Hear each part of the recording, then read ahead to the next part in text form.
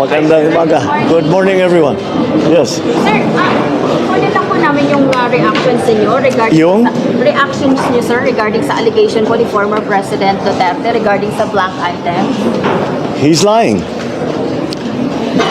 He's a president. He knows that you cannot pass a GAA without with a blank. He's lying.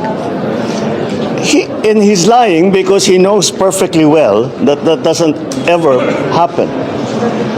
Sa kasaysayan ng buong Pilipinas, hindi pinapayagan na magkaroon ng item ang GAA nang hindi nakalagay kung ano yung project at saka ano yung gastos, ano yung pondo. So, it's a lie. I was watching the news earlier today and people were saying it's 4,000 pages. Paano namin ibubusisiin yan? Ang gaganto, para titignan namin isa-isa. Hindi na lang. Meron namang kopya that's available on the website of DBM. Tignan ninyo, huwag na ninyong busisiin isa-isa. Hanapin nyo yung sinasabi nila na blank check. Tignan ninyo kung meron kahit isa para mapatunayan na tama ang sinasabi ko, kasinungalingan yan. That's my reaction. Sir, regarding po sa possible extension ni PNP Chief Marbil, meron po bang ganitong plano, sir? Well, there is a very strong argument that it would not be good for stability, especially to change Chief PNP in the middle of a campaign period and then approaching an election period. So pinag-aaralan namin, but I think that is probably a very strong argument to keep him on, at the very least until after the elections. All right. Sir, may recommendation po ang MMDA to shorten yung pasok sa government agency sa Metro Manila to ease the traffic from 7 a.m. to 4 p.m. Yes, I saw that. Well, we're studying it. If it works, we'll do it.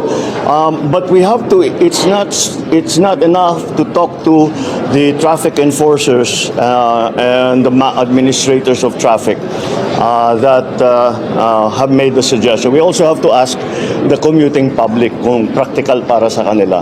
So if it turns out that everyone agrees to it, then I cannot see why it will be a problem.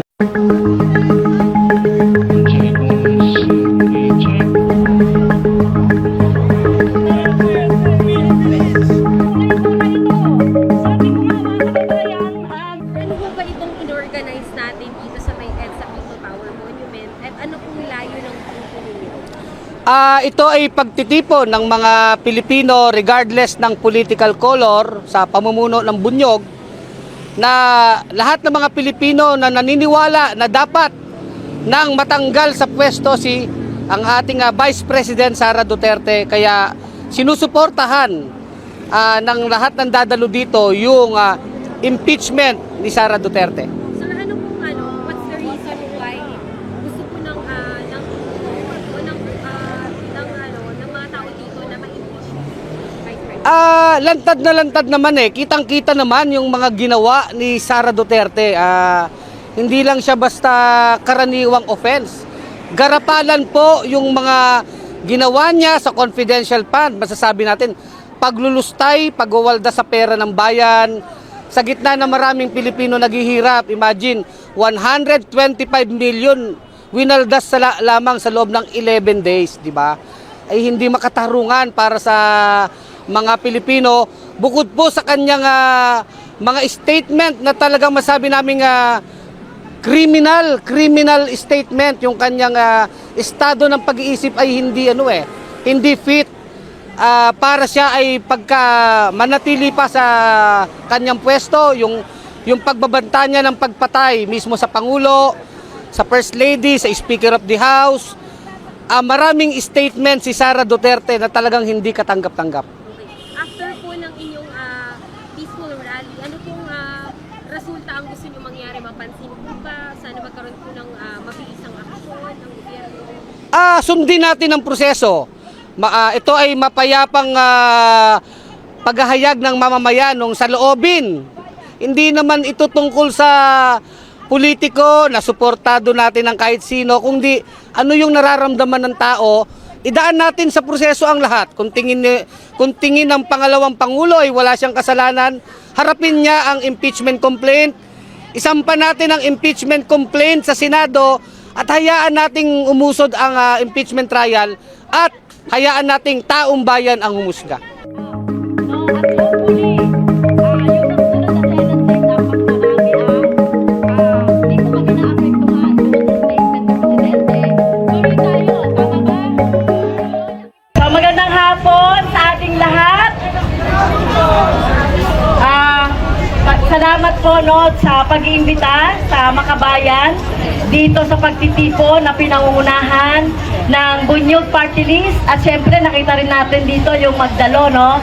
At iba pang mga organisasyon, etong mga vloggers natin na naririto na talagang sumusuporta sa impeachment ni Sara Duterte. Resolve ba tayo na impeach si Sara Duterte? Yes! Okay. Alam niyo po, more than a month na nang mag-endorse tayo ng impeachment ni Sara Duterte sa House of Representatives. At hanggang ngayon ay hindi pa rin siya kumikilos. Tama ba? Hindi pa rin ito na-endorse doon sa Speaker's Office kasi ganito po yung magiging magiging proseso. Pag na-verify na yung endorsement, yung impeachment, yung tatlo na. May tatlo na kasi na impeachment complaint. Ang pinakahuli ay noong December 19. Yung una, December 2, December 4. Ito ay kapag ito po ay na-validate na, na-bet na, na-verify na yung impeachment, yung mga impeachment complaints, dapat ito ay dalhin na kay Speaker ng Secretary General. At si Speaker naman, dahil tatlo yung impeachment, i-endorse ito doon sa Committee on Justice. At Committee on Justice, sila na yung magko-consolidate nung impeachment complaint. Pero ang problema natin, ano po yung problema natin? Well, kung panahon po, hindi ko po masasabi na kulang sa panahon. Imagine naman nyo, December pa natin yon ibinigay. Ang Makabayan nag-endorse ng impeachment complaint na isa lang. Yung yung isa lang yung ground or yung impeachment articles of impeachment. Yung betrayal of public trust. Kasi encompassing na yon lahat. Okay, noong mga iba't ibang mga reasons for impeachment. So, nagkakaroon ng problema at nagkakaroon ng bara. At pasensya na po doon sa mga supporter or vloggers. Sorry na po sasabihin ko na lang po honestly yung nararamdaman natin. Ang nagkakaroon po ng problema dahil po doon sa siyempre tinitimbang-timbang pa ng Kongreso yung bilang sa Senate kung makakakuha tayo ng enough na number 2/3 yun, 16 para ma-convict si Sara Duterte doon sa mga allegations sa impeachment. Baka nagtitimbang-timbang pa. Ganon din ang ginagawa sa House of Representatives. Kaya lang ang problema natin, hindi naman timing Ang tingin ko ang isa sa mga factor na nagpapahina sa atin ay yung mga statement ni Presidente. Sorry po kasi sinasabi ni Presidente ay hindi daw napapanahon ang impeachment. Payag ba tayo dito? Ang pagpapanagot ay walang panahon. Sila nga gumagawa sila ng kasamaan or gumagawa sila ng anomalya sa ating pondo. May panahon ba yan? Every day nagkakaroon ng mga anomalya sa ating gobyerno. So walang panahon yan. Kaya ang pagpapanagot po natin kay Sara Duterte ay wala po sa sinasabing panahon. Kung gugustuhin, talagang mangyayari po itong impeachment na ito.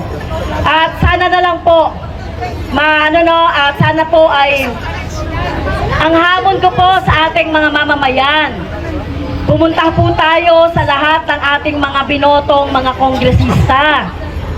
Alam niyo po ba kung sino mga binoto niyong kongresista ngayon na nakaupo? Kailangan po natin ng ng lakas ng mamamayan, ng convincing power ng mamamayan. Anyway, ang boto po nitong mga kongresista na to ay nanggaling sa inyo, tama ba? Nanggaling at dapat pakinggan po ng mga kongresista ang gusto ng ating mga mamamayan.